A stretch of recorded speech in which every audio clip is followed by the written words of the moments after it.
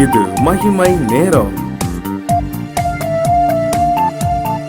ஆண்டவராகிய இயேசு கிறிஸ்துவின் நாமத்தில் அன்போடு உங்களை வாழ்த்தி வரவேற்கிறேன். இப்பொழுதும் கர்த்தருடைய வார்த்தைகளை தியானிப்பதற்கு முன்பு ஒரு நிமிடம் நாம் ஜெபிப்போம். இரக்கமுள்ள எங்கள் நல்ல ஆண்டவரே, எங்கள் வாழ்வில் நீர் தருகிற எந்த தருணங்களும் ஒரு எதிர்பார்ப்போடு தருகிறீர். இந்த வேளையை எங்களுக்கு மிகவும் பயனுள்ளதாக மாற்றி தாரும் என்று இயேசு கிறிஸ்துவின் நாமத்தில் ஜெபிக்கிறோம். ஜீவனுள்ள தகப்பனே, ஆமென். அன்பானவர்களே, யோவான் எழுதின சுவிசேஷம் 18வது அதிகாரம் 37வது வசனத்தின் அடிப்படையில் சத்தியத்தை குறித்து சாட்சி கொடுக்க பிறந்த இயேசு என்கிற தலைப்பில் சில காரியத்தை நாம் வேத புத்தகத்திலிருந்து தியானிப்போம். யோவான் 18:37 பிலாத்துவுக்கு முன்பதாக நிறுத்தப்பட்டிருந்த ஆண்டவராகிய இயேசு கிறிஸ்து சொல்லுகிறதை கவனியுங்கள். அப்பொழுது பிலாத்து அவரை நோக்கி, அப்படியானால் நீ ராஜாவோ என்றான். இயேசு பிரதியுத்தரமாக, நீர் சொல்லுகிறபடி நான் ராஜாதான். சத்தியத்தை குறித்து சாட்சி கொடுக்க நான் பிறந்தேன். இதற்காகவே இந்த உலகத்தில் வந்தேன். சத்தியவான் எவனும் என் சத்தம் கேட்கிறான். சத்தியவான் எவனும் என் சத்தம் கேட்கிறான். ஆண்டவர் சொல்லுகிறதை கவனியுங்கள். அவர் சொல்லுகிறார், சத்தியத்தை குறித்து சாட்சி கொடுக்க நான் பிறந்தேன். இயேசு கிறிஸ்து எதற்காக பிறந்தார்? சத்தியத்தை குறித்து சாட்சி கொடுப்பதற்காக பிறந்தேன் என்று ஆண்டவரே சொல்லுகிறதை நாம் படிக்கிறோம். இதற்காகவே இந்த உலகத்தில் வந்தேன் என்று எழுதியிருக்கிறதை கவனியுங்கள். அன்பானவர்களே, அன்றைக்கு தேவன் தம்முடைய சொந்த விரலினால் எழுதி கொடுத்த வார்த்தைகள் தான் பழைய ஏற்பாட்டிலே நாம் படிக்கிறோம். மோசே மூலம் ஆண்டவர் கொடுத்த வார்த்தைகள் முதல் ஆதியாகமத்திலிருந்து உபாகமம் வரையுள்ள அந்த 5 புத்தகத்திலே தேவன் இந்த மோசையோடு கூட பேசி மோசே அந்த 5 புத்தகங்களையும் எழுதுகிறார். ஆண்டவர் தம்முடைய விரலினால் முதல் தம்முடைய வார்த்தைகளை எழுதி கொடுக்க ஆரம்பித்ததை நாம் வேத புத்தகத்திலே படிக்கிறோம். ஆகவே பிரியமானவர்களே, நாம் ஆதியாகமம் முதல் மல்கியா வரை உள்ள 39 புத்தகங்களை படிக்கும்போது அங்கே ஒரு காரியம் சொல்லப்பட்டிருக்கிறதே நாம் படிக்கிறோம். அது என்ன? தேவன் தம்முடைய ஒரே பேரான குமாரனை அனுப்புகிற அந்த செய்தியை குறித்த ஒரு பெரிய திட்டம் பழைய ஏற்பாடு முழுவதும் சொல்லப்பட்டிருக்கிறது. ஆகவே பிரியமானவர்களை, இயேசு கிறிஸ்து சொல்லும் போது இந்த சத்தியத்தை குறித்து சாட்சி கொடுக்க நான் பிறந்தேன். இயேசு கிறிஸ்துவில் பழைய ஏற்பாடு ஆதியாகமம் முதல் மல்கியா வரை முழுவதும் நிறைவேறுதலாக இருக்கிறதை ஆண்டவராகிய இயேசு கிறிஸ்து காண்பித்தார். அவருடைய சீடர்களும் அதே காரியத்தை மறுபடியும் எடுத்து காண்பித்தார்கள். இயேசு கிறிஸ்து எம்மாவூருக்கு போன சீடர்களோடு ஆண்டவர் செல்லுகிற போது கூட பாருங்கள், நாம் லூக்கா என்கிற அந்த புத்தகத்தில் 24வது அந்த அதிகாரத்தை படிக்கும் போது உயிர்த்தெழுந்த ஆண்டவர் எம்மாவூருக்கு சென்ற சீடர்களோடு கூட நடந்து செல்லுகிறார். அவர் செல்லும்போது பாருங்கள், அங்கு லூக்கா எழுதின சுவிசேஷம் 24வது அதிகாரம் 32வது வசனத்தை பாருங்கள். அப்பொழுது அவர்கள் ஒருவரை ஒருவர் நோக்கி, வழியிலே அவர் நம்முடனே பேசி வேத வாக்கியங்களை நமக்கு விளங்க காட்டின பொழுது. அப்பொழுது அவர்கள் கையில் இருந்த புத்தகம் பழைய ஏற்பாடு 39 புத்தகங்கள். இப்பொழுது ஆண்டவருடைய வார்த்தையை கவனியுங்கள். அதை விளங்க காட்டின பொழுது நம்முடைய இருதயம் நமக்குள்ளே கொழுந்து விட்டு எரியவில்லையா என்று கேட்கிறார்கள். ஏனென்றால் இயேசு கிறிஸ்து, நான் இந்த சத்தியத்தை குறித்து சாட்சி கொடுக்கவே பிறந்தேன், இதற்காகவே வந்தேன் என்று சொல்லுகிறதை பாருங்கள்.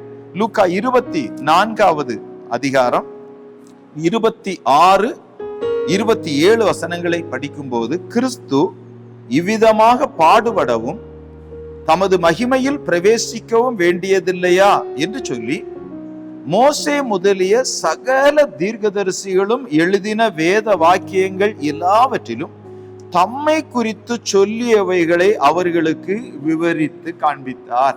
ஆகவே பிரியமானவர்களே, ஆதியாகமம் முதல் வெளிப்படுத்தல் வரை சொல்லப்பட்ட அந்த தீர்க்க தரிசன வார்த்தைகளை எல்லாம் அவர்களுக்கு விளங்க காட்டுகிறதை நாம் படிக்கிறோம்.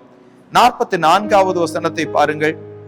அவர்களை நோக்கி, மோசேயின் நியாய பிரமாணத்திலும் தீர்க்கதரிசிகளின் ஆகமங்களிலும் சங்கீதங்களிலும் என்னை குறித்து எழுதியிருக்கிறவைகளெல்லாம் நிறைவேற வேண்டியதென்று நான் உங்களோடு இருந்தபோது உங்களுக்கு சொல்லி கொண்டு வந்த விசேஷங்கள் இவைகளே என்று சொல்லுகிறதை பாருங்கள். ஆகவே ஆண்டவர் வேத வாக்கியங்களை அறிந்து கொள்ளும்படி அவர்களுடைய மனதை திறக்கிறதை நாம் வேத புத்தகத்திலே படிக்கிறோம். பிரியமானவர்களே, ஆண்டவராகிய இயேசு கிறிஸ்து லூக்கா எழுதின சுவிசேஷம் 4வது அதிகாரம் 16வது வசனத்திலிருந்து படிக்கிறேன், கவனியுங்கள்.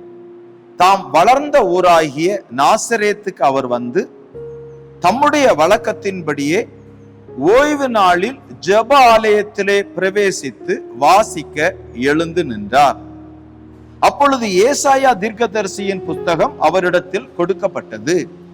அவர் புஸ்தகத்தை விரித்த போது, கர்த்தருடைய ஆவியானவர் என்மேல் இருக்கிறார், தரித்திரருக்கு சுவிசேஷத்தை பிரசங்கிக்கும்படி என்னை அபிஷேகம் பண்ணினார், இருதயம் நறுங்குண்டவர்களை குணமாக்கவும், சிறைப்பட்டவர்களுக்கு விடுதலையையும், குருடருக்கு பார்வையையும் பிரசித்தப்படுத்தவும், நொறுங்குண்டவர்களை விடுதலையாக்கவும், கர்த்தருடைய அனுக்கிரக வருஷத்தை பிரசித்தப்படுத்தவும் என்னை அனுப்பினார் என்று எழுதியிருக்கிற இடத்தை அவர் கண்டு, அல்லேலூயா, வாசித்து புஸ்தகத்தை சுருட்டி பணிவிடைக்காரனிடத்தில் கொடுத்து உட்கார்ந்தார். 21வது வசனத்தை பாருங்கள். அப்பொழுது அவர் அவர்களுடனே பேச தொடங்கி, உங்கள் காதுகள் கேட்க இந்த வேத வாக்கியம் இன்றைய தினம் நிறைவேறிற்று. ஆகவேதான் பிரியமானவர்களே, ஆண்டவராகிய இயேசு கிறிஸ்து சொல்லுகிறார், சத்தியத்தை குறித்து சாட்சி கொடுக்க நான் பிறந்தேன்.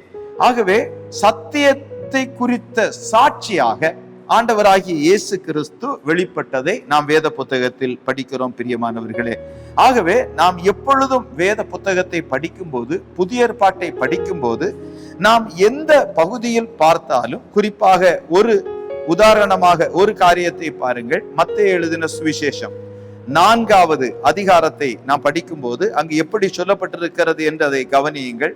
மத்தேயு 4வது அதிகாரம் 4வது வசனத்தை பாருங்கள்.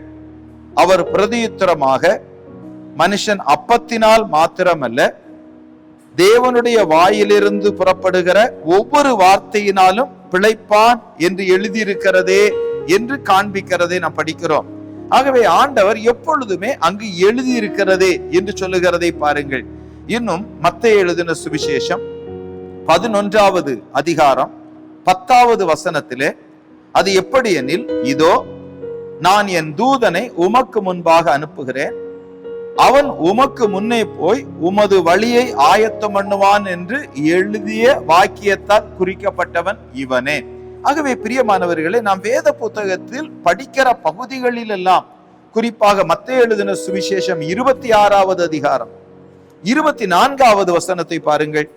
மனுஷகுமாரன் தம்மை குறித்து எழுதியிருக்கிறபடியே போகிறார். ஆகவே இயேசு கிறிஸ்துவை குறித்து பழைய ஏற்பாட்டில் ஆதியாகமம் முதல் வெளிப்படுத்தல் வரை என்ன எழுதியிருக்கிறதோ அந்த நிறைவேறுதலாக சத்தியத்தை குறித்து சாட்சி கொடுக்க நான் பிறந்தேன் என்று சொன்ன ஆண்டவர் இப்பொழுது நமக்கு மிக சமீபித்து வந்திருக்கிறார்.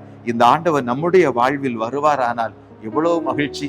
ஏசாயா 53வது அதிகாரத்தில் சொல்லப்பட்ட அத்தனை நன்மைகளும் நாம் பெற்றுக்கொள்ளும்படி நம் ஒவ்வொருவருக்காக இந்த மண்ணில் வந்த ஆண்டவராகிய இயேசு கிறிஸ்து நமக்காக தம்முடைய இரத்தத்தை சிந்தி ஜீவனை கொடுப்பதற்கு வந்த ஆண்டவர் நமக்கு உதவி செய்யும்படி வந்திருக்கிறார். அவரை நோக்கி நாம் ஜெபிப்போமா? இரக்கமுள்ள ஆண்டவரே, தடவையாகிலும் நாங்கள் உம்மை கண்டுகொள்ள வேண்டும் என்று விரும்பி ஆண்டவரே ஒரு ஜீவ புத்தகத்தை எங்கள் கரங்களில் தந்தீரே. பழைய ஏற்பாட்டு பிரமாணம் முழுவதும் ஆண்டவரே கிறிஸ்துவை எங்களுக்கு காண்பிக்கிறது. அந்த ஆண்டவரை நாங்கள் கண்டுபிடிப்பதற்கு ஏதுவாக ஆண்டவரை நீர் எங்களுக்கு தந்த உம்முடைய வார்த்தைகளுக்காக உமக்கு நன்றி. இப்பொழுதும் இந்த வார்த்தைகளை கேட்கிற ஒவ்வொருவரிலும் உம்முடைய இரக்கத்தை ஆண்டவர் தம்முடைய வல்லமையை விளங்க பண்ணுவீராக என்று இயேசு கிறிஸ்துவின் நாமத்தில் ஜெபிக்கிறோம் ஜீவனுள்ள தகப்பனே, ஆமென்.